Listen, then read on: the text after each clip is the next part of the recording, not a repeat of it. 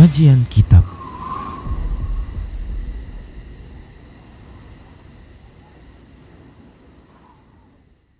Ya ayuhan nasu attaqu rabbakumul ladzi khalaqakum min nafsin wahidah wa khalaqa minha zawjaha wa bassa minhuma rijalan katsiran wa nisaa'a wattaqullaha alladzi tasaaluna bihi wal arham innallaha kana 'alaikum raqiba.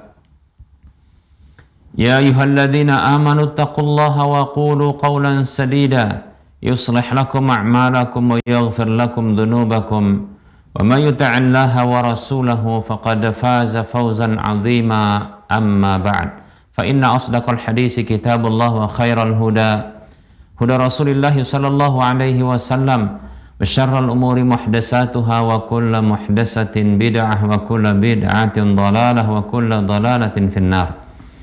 Para muslim, para hamba Allah rahimani wa rahmakumullah, para pemirsa Rosyad TV dan para pendengar Radio Medan Mengaji serta para pemirsa media-media sunnah yang turut serta menyiarkan kajian ini. Alhamdulillah, segala puji hanya untuk Allah. Salawat dan salam tak lupa kita ucapkan untuk Rasulullah sallallahu alaihi wasallam. Kita lanjutkan bahasan fikih puasa. Pada pertemuan yang terdahulu kita sudah menyebutkan tentang satu dari beberapa pembatal-pembatal puasa. Baik para hamba Allah rahimani wa rahimakumullah. Yang sudah kita sebutkan adalah makan secara sengaja, begitu juga minum secara sengaja dalam kondisi dia ingat ya sedang berpuasa. Apabila seseorang yang dia makan dengan sengaja atau minum dengan sengaja tapi dia tak ingat kalau dia sedang puasa, maka tidak membatalkan puasa. Demikian. Ya tentunya lebih-lebih adalah orang yang sama sekali ya dia tidak sengaja makan dan tidak sengaja minum. Ya. Seperti seseorang yang dia berkumur-kumur, rupanya tertelan, ya. Atau seseorang yang ternyata ada sisa makanan di mulutnya, ya, lalu ketika dia hendak membuangnya malah tertelan, menelannya, tidak sengaja. Demikian, ya. Baik para hamba Allah rahimani wa rahmakumullah. Berikutnya, pembatal puasa berikutnya adalah muntah secara sengaja, yaitu menyengaja muntah. Maka orang yang menyengaja muntah, maka batal puasanya dan wajib baginya untuk mengqadha puasanya. Ya. Menyengaja puasa, menyengaja untuk dia muntah, maka ini membatalkan puasanya dan wajib baginya untuk mengqadha puasanya. Ini seperti orang yang memasukkan sebagian jarinya ya ke kerongkongannya, ya, ke dalam mulutnya, lalu dengan itu dia pun muntah. Maka yang seperti ini ya batal puasanya dan wajib baginya mengqadhanya. Adapun orang yang terdorong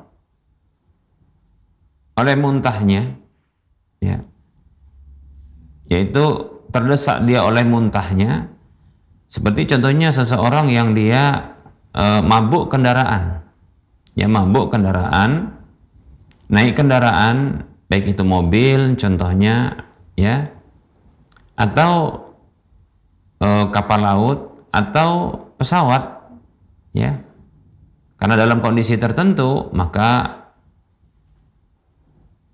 perutnya menekan, ya, atau tidak merasakan nyaman, ya, lalu ternyata dia pun muntah dalam kondisi dia berpuasa, maka yang seperti ini para hamba Allah rahimani wa rahmakumullah, ya, tidak batal puasanya. Begitu juga seseorang yang pusing tiba-tiba, ya, dia mengalami pusing secara tiba-tiba, padahal mungkin tadinya dia itu sehat-sehat saja, lalu ternyata mungkin karena satu sebab, ya, dia muntah. Setelah dia muntah, dia rasakan nyaman, ya dia rasakan nyaman, dia istirahat sebentar, maka bila dia ingin melanjutkan puasanya maka boleh, karena tidak sengaja puasanya, tidak batal puasanya. Demikian para hamba Allah rahimani wa rahmakumullah. Kalau tidak batal puasanya, maka ya tidak ada kewajiban untuk mengqadanya dan tidak ada tebusan bagi dirinya. Ya, ini tidak ada perbedaan pendapat di kalangan para ulama tentang masalah ini.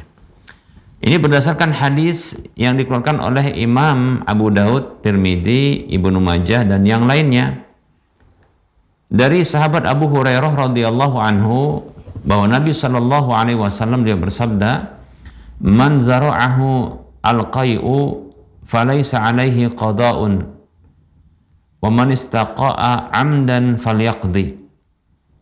Kata Nabi Shallallahu Alaihi Wasallam, siapa saja yang terdorong oleh muntahnya,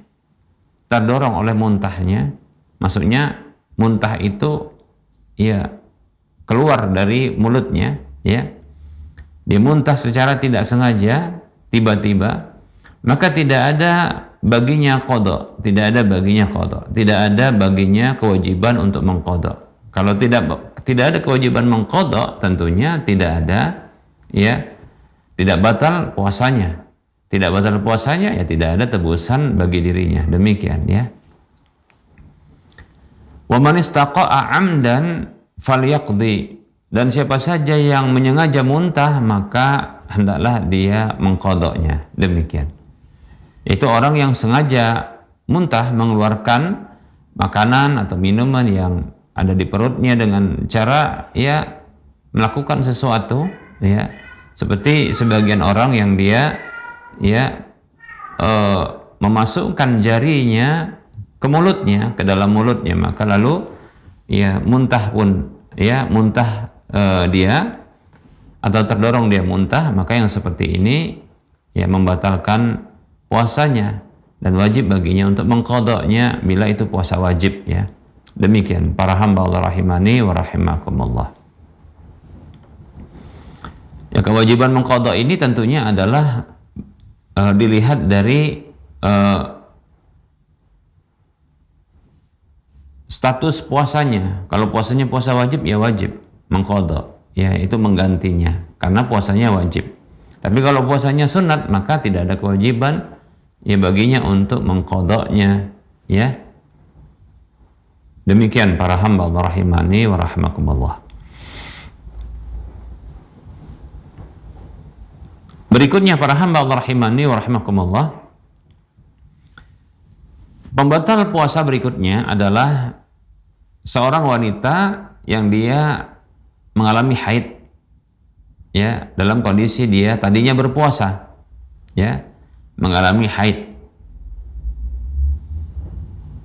Ya, seseorang wanita bisa jadi ketika dia awal puasa di pagi hari ketika dia tidak berpuasa, ya ketika itu dia dalam kondisi suci, ya dalam kondisi suci. Bisa jadi seseorang itu pun, wanita itu lupa kalau dia sudah dekat dengan masa haidnya, atau itu adalah kondisi ya yang kacau siklus haidnya, karena mungkin banyak beban pikirannya, ya, atau tertekan, ya sehingga membuat kacau siklus haidnya. Ternyata dalam kondisi dia puasa dia mengalami haid. Nah, begitu juga para hamba Allah rahimani wa rahimakumullah, ya wanita yang mengalami nifas, yaitu melahirkan, ya. Bisa jadi seseorang yang dalam kondisi hamil besar dia sanggup untuk berpuasa, bisa jadi, ya. Bisa jadi seseorang, ya wanita yang dalam kondisi hamil besar, ya mendekati waktu melahirkan, ya dia itu kuat untuk berpuasa, bisa jadi kita katakan, ya. Lalu ternyata ya dalam kondisi berpuasa keluar darah nifasnya, maka ini disamakan dengan darah haid. Wanita yang nifas itu disamakan dengan wanita yang mengeluarkan darah haid atau mengalami haid, Itu berdasarkan ijma' para ulama, ya. Seluruh para ulama Ahlus Sunnah wal Jamaah, ulama Islam, ya, mereka itu bersepakat bahwasanya wanita yang nifas itu disamakan dengan wanita yang haid, yang mengeluarkan darah haid. Baik para hamba Allah rahimani wa rahimakumullah. Nah, wanita yang mengalami haid ataupun nifas, walaupun cuma sebentar saja, ya, sebentar saja, dan itu andaikan terjadi di akhir hari, katakanlah beberapa menit sebelum berbuka, dia mengalami sesuatu, ya, seperti keluar sesuatu dari kemaluannya, lalu dia pun mengeceknya ke kamar mandi, ternyata keluar darah haid. Yang dia pahami, yang dia berdasarkan kebiasaannya, dia tahu itu adalah darah haid, ya.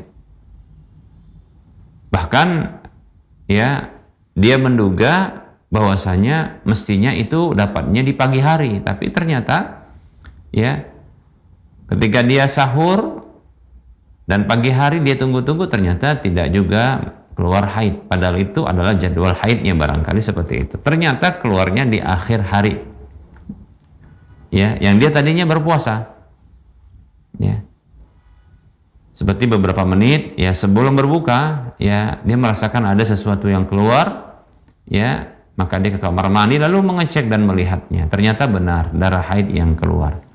Maka wanita yang seperti ini batal puasanya. Wajib baginya untuk mengqadha puasa Ramadannya di hari itu, ya, dan seterusnya. Demikian. Seterusnya tentunya karena haidnya, ya, seperti itu. Atau karena nifasnya. Baik, walaupun tinggal beberapa detik atau beberapa menit, kita katakan, ya, ternyata keluar darah haid. Wah, sayang sekali. Ya, begitulah, tapi tidaklah sia-sia, ya. Apa yang dia lakukan dari puasa itu bukan tidak dapat pahala, ya. Jangankan, ya, sudah beramal, sekedar berniat melakukan kebaikan saja, sekedar, ya, berniat untuk melakukan kebaikan saja, itu dapat pahala. Demikian. Kata Nabi SAW, Allah berfirman dalam hadis riwayat Bukhari Muslim, Allah berfirman, ini hadis qudsi, innallaha katabal hasanati wassayyiati tsumma bayyana dzalika. Sesungguhnya Allah mencatatkan kebaikan-kebaikan dan keburukan-keburukan, kemudian nanti akan menjelaskan hal itu. Faman hamma bihasanatin falam ya'malha katabahallahu 'indahu hasanatan kamilatan. Nih, sebenarnya ada penggalan hadis berikutnya, tapi kita cukupkan karena ini yang menjadi bukti atas penjelasan kita. Kata Allah Subhanahu wa taala, siapa saja yang berniat, bertekad untuk melakukan kebaikan namun dia tidak jadi melakukannya, seperti ini, ya. Tapi ini bahkan sudah melakukannya, ya, itu sudah dia berpuasa, tapi ternyata ada penghalangnya, tidak bisa untuk dilanjutkan, ya. Berniat saja tidak jadi melakukan, maka katabahallahu 'indahu hasanatan kamilatan. Allah catat di sisinya dengan sebuah kebaikan yang sempurna. Lihat, kebaikan yang sempurna. Itu sekedar niat loh. Ya, sekedar niat. Apalagi sudah beramal. Demikian. Apalagi sudah beramal. Apalagi itu adalah amal yang menjadi kebiasaannya. Insya Allah ta'ala seseorang yang dia biasa beramal dengan sebuah amalan, lalu tertunda atau terhalang, tertunda, ya, untuk melakukan amalan baik tersebut karena penghalangnya syar'i. Seperti contohnya sakit, seperti contohnya adalah safar, atau seperti ini, yaitu, ya, nifas, haid, nifas, begitu. Maka insya Allah ta'ala, ya, dia akan dapatkan pahala insya Allah, ya, seperti ketika dia melakukannya. Demikian. Kata Nabi sallallahu alaihi wasallam, "Idza maridal 'abdu aw safara kutiba lahu ma kana ya'malu sahihan muqiman." Hadis riwayat Al-Bukhari. Apabila seorang hamba itu sakit sehingga terhalang baginya untuk melakukan amal-amal kebajikan, atau dalam kondisi safar sehingga sempit baginya untuk beramal seperti kebiasaannya, maka dicatat untuk dia apa yang biasa dia lakukan dalam kondisi sehat dan mukim. Masya Allah ya, seperti itu.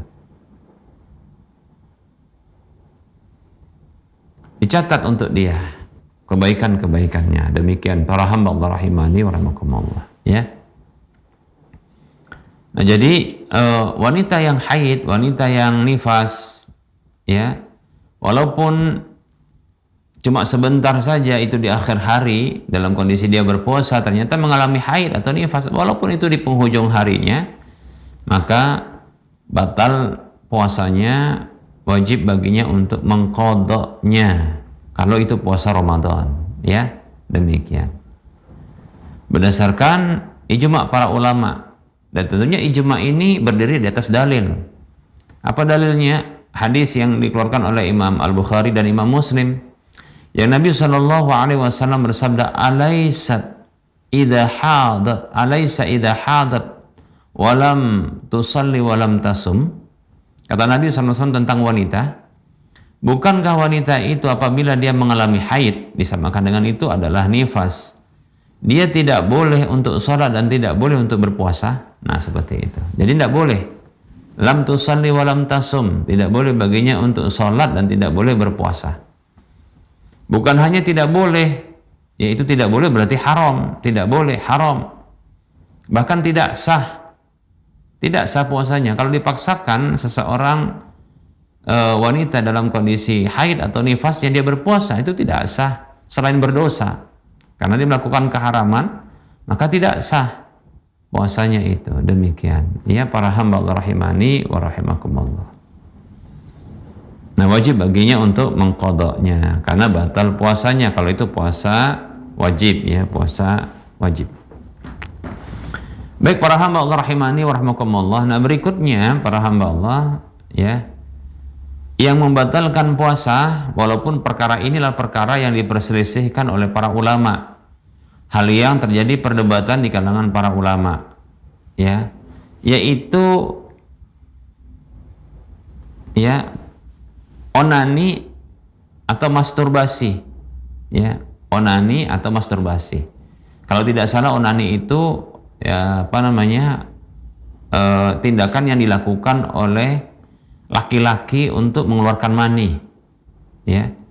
Kalau masturbasi kalau tidak salah adalah tindakan atau kegiatan dilakukan oleh perempuan untuk mengeluarkan mani. Demikian, yaitu maksudnya dia ya memang tidak berjima, tidak berhubungan badan, tapi dia bersenang-senang dengan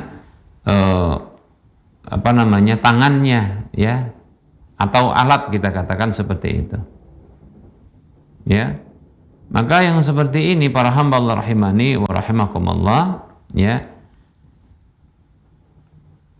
bila menyengaja memang untuk mengeluarkan mani ya, maka apabila keluar mani tersebut ya, dalam kondisi menyengaja dia lakukan, dalam kondisi dia ingat sedang berpuasa, maka para ulama berbeda pendapat ya. Jumhur ulama mengatakan batal puasanya, wajib baginya mengqadanya kalau itu puasa wajib ya, puasa Ramadan contohnya ya, maka wajib batal puasanya menurut jumhur ya.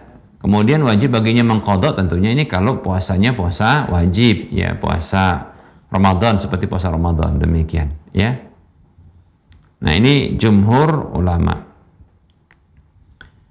Ini bisa kita baca dalam kitab kitab Al-Mughni ya, Kashful Qanna ya, kemudian Rawdatul Talibin, Al-Qawanin Al-Fiqhiyah, Ad-Darul Mukhtar, Ad-Durrul Mukhtar ya.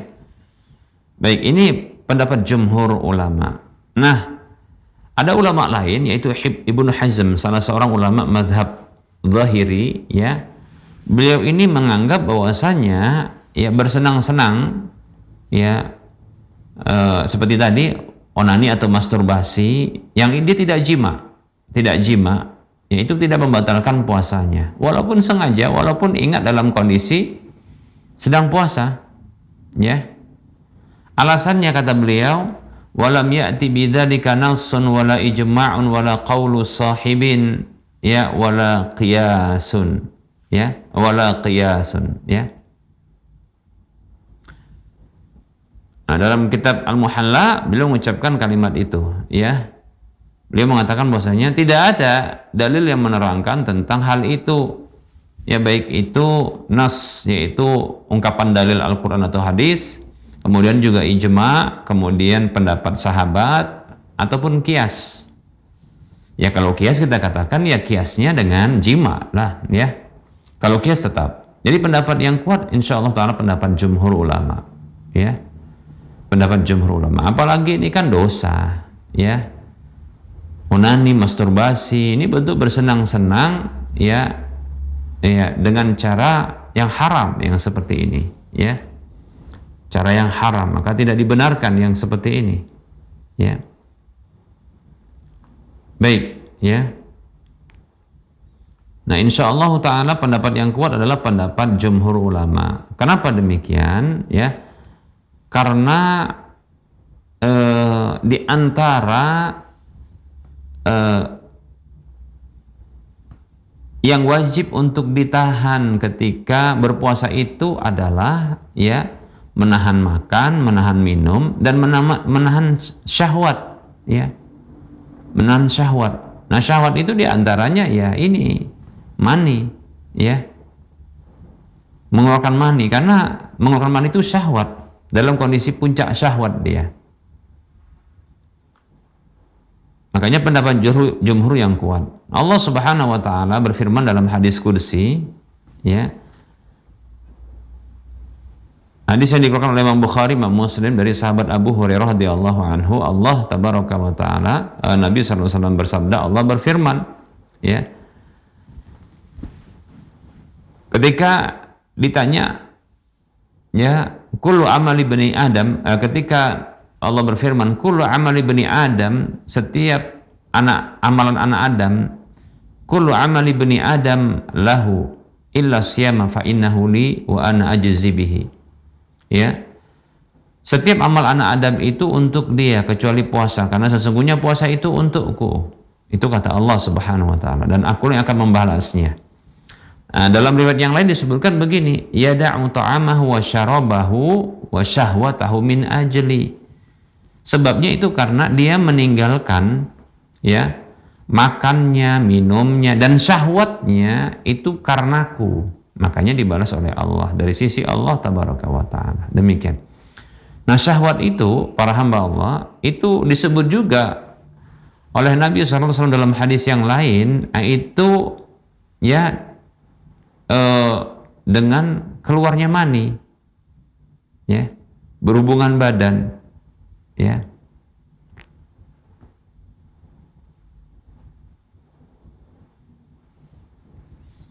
Ya, tidak ada orang yang merasakan nikmatnya ketika dia mengeluarkan mani. Insya Allah taala dia merasakan nikmat. Demikian ya. Nabi bersabda begini, wa fi buti ahadikum sadaqah, di dalam hubungan intim salah seorang di antara kalian itu ada sedekahnya. Lalu para sahabat bertanya, ya Rasulullah, ayati ahaduna syahwatahu wa yakunu lahu fiha ajrun? Wa Rasulullah, apakah seseorang dia mendatangi syahwatnya? Mendatangi syahwatnya artinya dia mengeluarkan maninya dan dia mendapatkan pahala di situ. Maka Nabi mengatakan, ya, ara'aita law wada'a fi haram? Ya, bagaimana menurutmu andaikan ya dia meletakkan pada yang haram, ya? Kadzalika ya idza wada'aha fil halal. Ya, begitulah ketika diletakkan pada yang halal, demikian, ya. Hadisnya hadis yang dikeluarkan oleh Imam Muslim. Demikian para hamba Allah rahimani wa rahimakumullah. Adapun apabila seseorang yang dia contoh nih ya, pengantin baru Iya, dia teringat, ya ini sedang puasa di bulan Ramadan, dia puasa, ya. Nah, dia teringat apa yang dilakukannya dengan istrinya, katakanlah begitu ya, tadi malam atau di apa namanya, di masa-masa bulan madu, teringat, nggak teringat dia, terfikir dia, ya, atau dia melihat istrinya dalam pakaian yang terbuka auratnya, mungkin ketika dia pulang, ya lihat istrinya tertidur, dia sedang puasa, ya, lalu keluar maninya, ya, dan dia tidak sengaja, ya, tidak sengaja untuk hal itu. Ya, maka yang seperti ini tidak batal, ya. Kenapa? Karena tidak sengaja. Demikian, ya. Baik para hamba Allah rahimani wa rahimakumullah. Nah, pendapat jumhur yang kuat, ya. Demikian. Kemudian ada pembatal berikutnya yang ini juga diperdebatkan oleh para ulama, namun saya pribadi condong ini tidak batal, ya, yaitu niat iftar.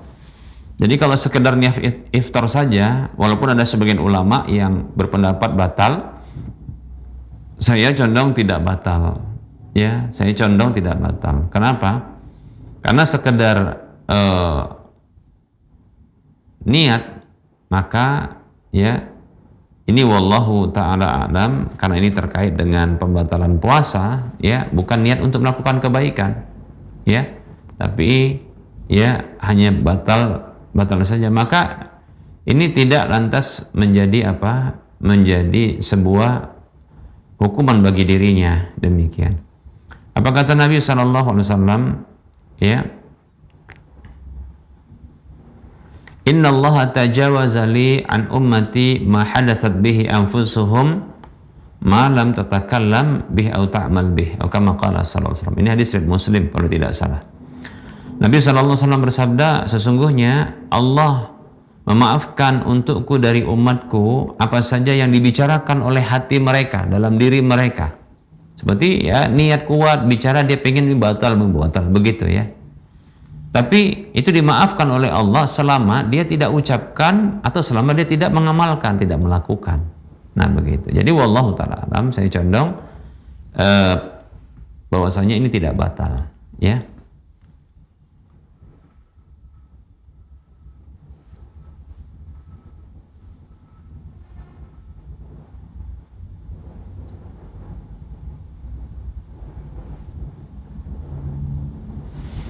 Baik para hamba Allah rahimani wa rahimakumullah. Kemudian yang terakhir para hamba Allah, ya, yaitu murtad. Ya, murtad itu tentunya membatalkan seluruh amalan, bukan hanya, ya, bukan hanya amalan puasa saja ketika itu, bahkan semua amalan, ya.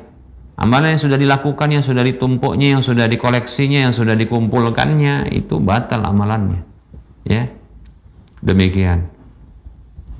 Apa kata Allah Subhanahu wa ta'ala dalam surah Ali Imran, a'udzu billahi minasyaitonir rajim, wa may yabtaghi ghairal islami dinan fala yuqbala minhu wa huwa fil akhirati minal khasirin. Siapa saja mencari, ya, agama selain Islam, maka sekali-kali tidak akan diterima darinya. Apa itu? Ya, seluruh amalannya nggak akan diterima. Dan dia kelak termasuk orang-orang yang merugi. Demikian. Nah, seperti itu, ya. Baik para hamba Allah rahimani wa rahimakumullah. Baik, ini pembahasan kita pada pertemuan kali ini. Insyaallah ta'ala kita akan lanjutkan pembahasannya pada pertemuan akan datang. Materi sudah selesai, ya. Baik, ada pertanyaan ini.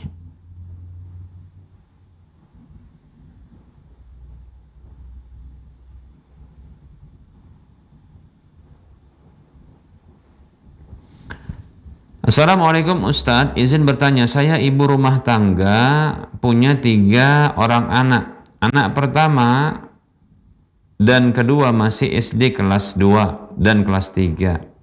Anak yang ketiga masih umur 2 tahun. Suami menyuruh saya bekerja untuk membantu kebutuhan keluarga. Tapi saya belum pernah bekerja sebelumnya, jadi agak berat mau ninggalin anak bekerja keluar rumah karena takut anak-anak nanti bagaimana. Apalagi yang masih 2 tahun, suami yang bekerja di rumah sambil ngomong anak. Mohon pencerahannya Ustadz.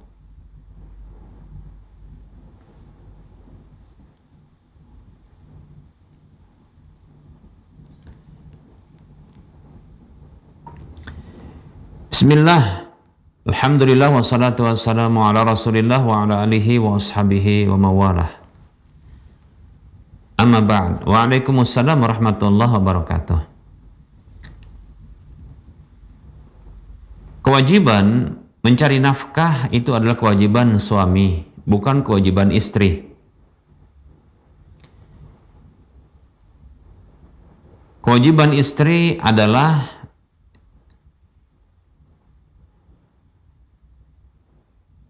momong anak dan ngurusi rumah tangga, melayani suami, melayani kebutuhan anak.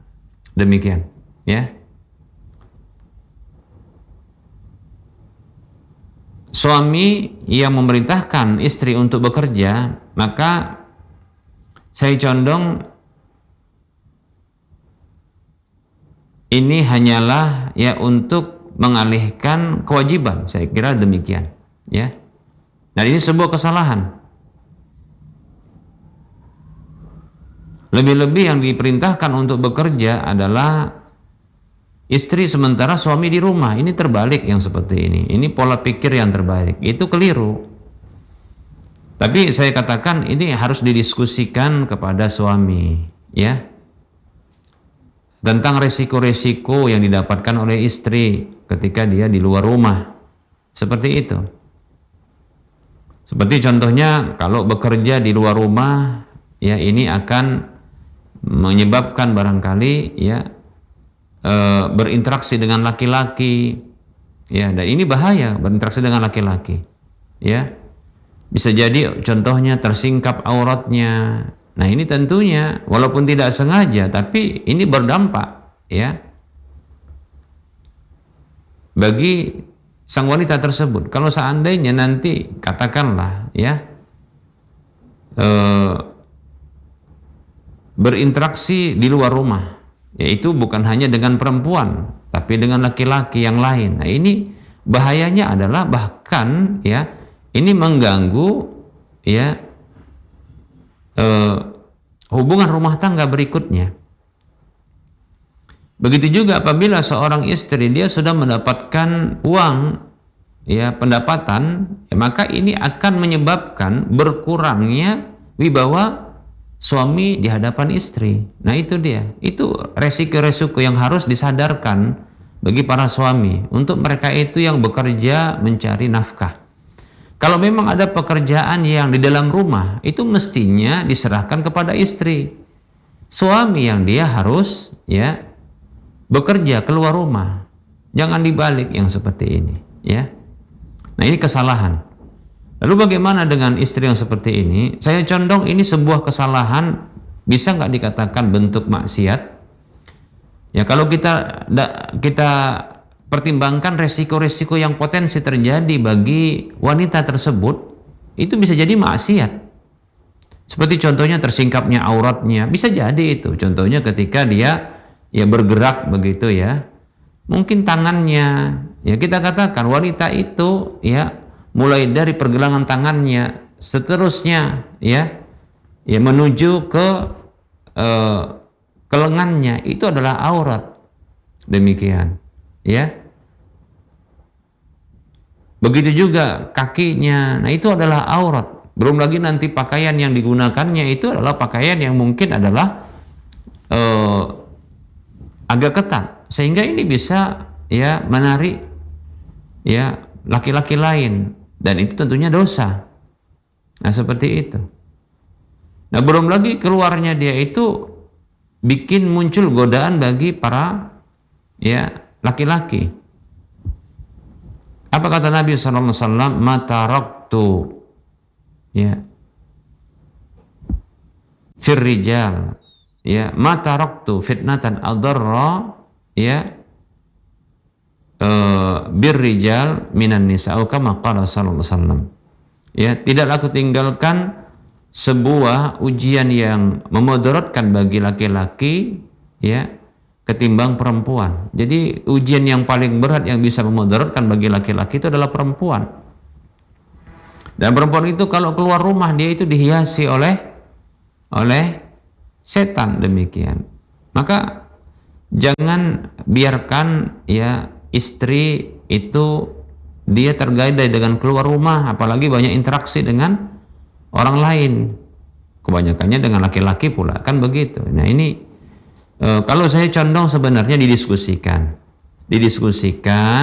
disadarkan sang suami tersebut.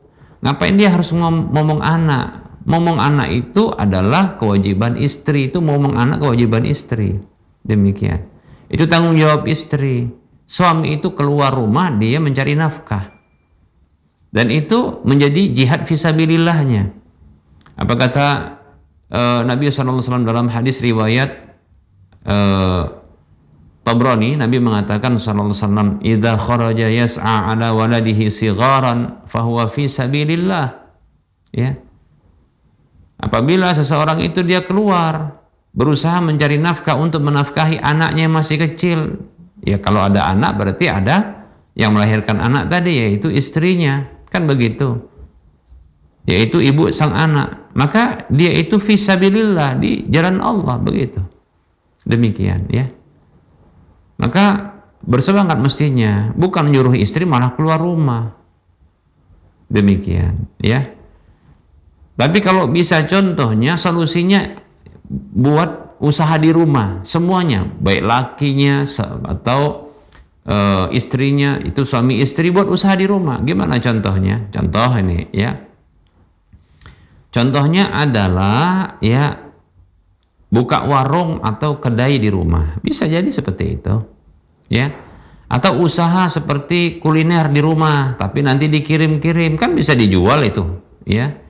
Dijual dengan online. Nah, sekarang kan buat makanan-makanan mudah, untuk ada tutorial-tutorial yang sifatnya video-video, ya.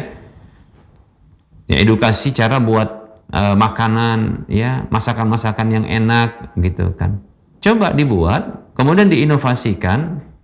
Kan boleh inovasi dalam urusan dunia makanan kuliner itu. Kemudian nanti di-upload, kemudian dijual. Nanti kalau butuh, ya, tenaga pekerja lagi, ya, libatkan orang lain. Nah, begitu. Saat ini suami istri saja buat di rumah, begitu caranya. Ya, jangan disuruh istri yang keluar rumah. Ini nggak benar, kalau saya katakan nggak benar ini. Ya, seperti ini nggak benar. Kalau potensi lah, betul. Kalau saya katakan, saya tidak ridho kalau istri saya kerja keluar rumah, kecuali kalau dia ngajar agama. Kalau itu, ya, menyebarkan agama. Tapi kalau sekedar cari duit saja, ya, saya nggak ridho. Kenapa? Biar saya saja yang keluar, nggak apa-apa. Istri ngurusin yang di rumah, yaitu jihadnya di rumah, ya. Dia harus mempersiapkan generasi anak-anak yang soleh dan solehah, yang akan memperbaiki, ya, dunia ini ke depan. Nah, seperti itu. Jadi para perempuan itu seperti itu. Bukan kaleng-kaleng kerjanya itu. Perempuan itu bukan kaleng-kaleng. Kerjanya itu bukan yang sepele-sepele. Enggak. Perempuan itu adalah mempersiapkan generasi yang akan memakmurkan dunia ini ke depannya. Siapa generasi itu? Ya, anak-anak. Mereka, itu di rumah mereka. Mereka yang mempersiapkan generasi itu. Ya. Adapun kita yang menyokongnya dengan mendanai mereka. Nah, begitu. Nah, seperti itu, ya. Demikian, ya. Bolehkah tidak taat dalam masalah ini? Kalau saya condong karena resiko-resiko yang saat ini saya katakan, dan banyak kasus-kasus, ya, perselingkuhan terjadi karena itu seperti itu, ya. Dan setidaknya ini akan mengakibatkan kedurhakaan seorang istri kepada suami. Kenapa? Dan itu bukan tidak sedikit, itu banyak. Karena seorang istri sudah mendapatkan gajinya, ya, dia tidak dinafkahi, sehingga ini berkurang wibawa suami terhadap istri di hadapan istrinya. Lebih-lebih yang menafkahi itu adalah istri. Nah ini akan hilang wibawanya, dan ini akan merusak rumah tangga berikutnya. Terjadi pertengkaran, nah seterusnya begitu. Ya, demikian. Nah, berarti ini maksiat, atau ini jalan untuk munculnya sebuah kerusakan atau mudarat. Maka boleh tidak taat, boleh insyaallah ta'ala, tapi caranya bukan dilawan, tapi didiskusikan, ya. La ta'ata li makhlukin fi ma'siyatil khaliq, kata Rasulullah SAW. Tidak ada ketaatan kepada satu makhluk di dalam yang bermaksiat kepada al-khaliq. Ya, jadi nggak usah taat, tapi caranya adalah didiskusikan, bicara yang baik ya kepada ya suaminya, ya disadarkan, atau dikasih solusi seperti yuk kita buat saja, yuk bisnis di rumah, kita buat saja usaha di rumah, nanti kita pasarkan. Sekarang kan gampang media-media. Nah seperti itu. Banyak kok ada yang seorang suami yang dia bersama istrinya itu bisnis di rumah, banyak ya. Malah suaminya nganter-nganter, ya, istrinya yang nyiapkan di rumah gitu kan. Begitu ada pesanan suaminya nganter, ada. Saya dapatkan juga ada begitu, ya. Bahkan istri saya pesan juga dari ummahat tersebut, seorang istri ya pesan lalu suaminya yang ngantar ke rumah. Nah seperti itu, gitulah yang bisa jadi solusi insyaallah ta'ala. Wallahu ta'ala a'lam. Baik para hamba Allah rahimani rahimakumullah, barangkali ini saja materi yang bisa kita sampaikan untuk pertemuan kali ini. Ya, tentunya dalam penyampaian ini banyak kekurangan, kesalahan, kepada Allah saya mohon ampun, dan kepada para pemirsa, para pendengar sekalian saya mohon maaf. Seperti biasa sebelum kita mengakhiri perjumpaan, kita berikan motivasi untuk berdonasi membangun Masjid Al-Muwahhidin. Yuk, bagi kita yang pengen punya sebuah rumah di surga, mari kita bangun rumah Allah di dunia. Bagi kita yang pengen dapat minimal pahalanya 700 kali lipatnya, yuk kita infak fisabilillah dengan membangun Masjid Allah Tabaraka wa Ta'ala. Bagi kita yang pengen dapatkan pahala yang terus mengalir, ketahuilah bahwasanya Masjid Al-Muwahhidin ini sedang dalam proses pembangunan, sekaligus sudah bisa dimanfaatkan untuk sholat 5 waktu, ya, dan juga kajian-kajian ilmu yang semakin semarak, ya. Ayo, silakan transfer sebagian rezeki kita ke nomor rekening berikut ini. Bank BSI, Bank Syariah Indonesia di nomor 5544332278 atas nama Yayasan Cahaya Tauhid Medan. Semoga Anda termotivasi dan semoga bermanfaat. Mohon maaf atas segala kekurangan. Kita ketemu lagi di lain kesempatan. Wassalamualaikum warahmatullahi wabarakatuh.